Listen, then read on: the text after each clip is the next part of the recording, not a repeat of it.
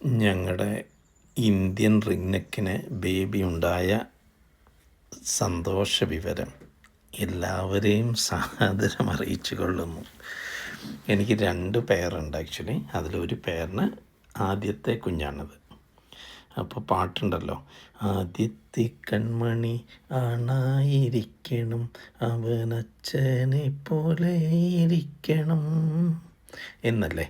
അപ്പം കുഞ്ഞ് അച്ഛനെ പോലെ തന്നെയാണ്. അമ്മയാണ് ഈ കൂട്ടിൽ കാണുന്നത്. അച്ഛൻ വൈറ്റാണ്, പുള്ളിക്കാരൻ പുറത്താണ്.